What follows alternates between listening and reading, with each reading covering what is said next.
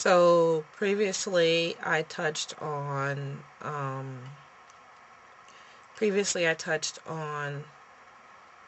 schools of thought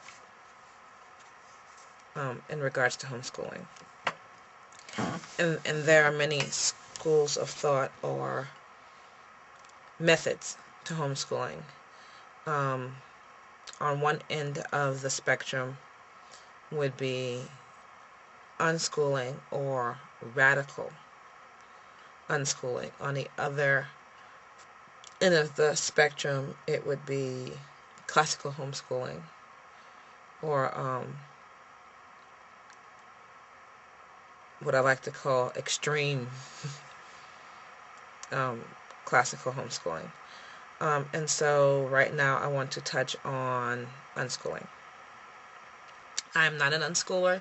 This is not firsthand experience, but I know several unschoolers, and I admire the confidence that they have in the process and in their own children. To unschool, you need a lot of confidence and faith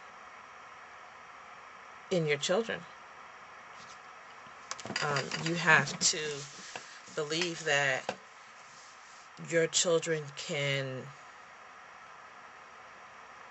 arrive at a point where they will be willing and able to learn any particular thing, and at that point delve into it and learn it thoroughly.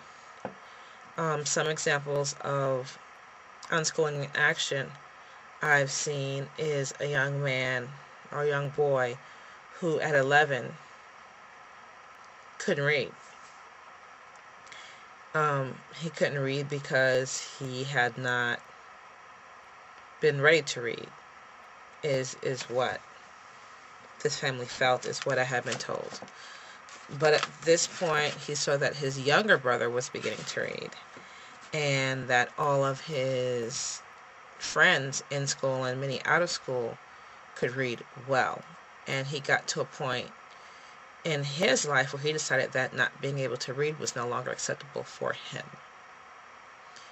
It took 3 weeks for this child to learn how to read. Went through a phonics book with his mom.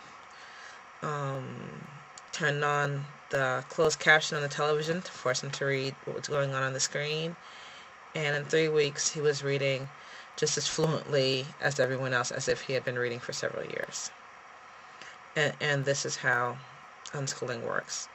I've seen similar things with math, where up until middle school, the child hasn't touched anything besides addition, subtraction, and easy multiplication. But at 7th grade, just develops a sudden and unexpected interest in math and shoots through everything up to algebra, geometry, and maybe even starts trig all in 1 year. And so unschoolers don't not school. That's the misconception that a lot of people have about unschoolers, is that they just leave their children come to them and tell them what they do want to learn, what they don't want to learn, what they will learn, and what they won't learn. But that's not true. I mean, they learn it when they have demonstrated readiness to learn it. And for some, that's early, and for some, that's late. But at the end of the day, in order for unschooling to be successful, the parent has to have faith that the child will come to a point where they're ready to learn whatever it is that they need to learn.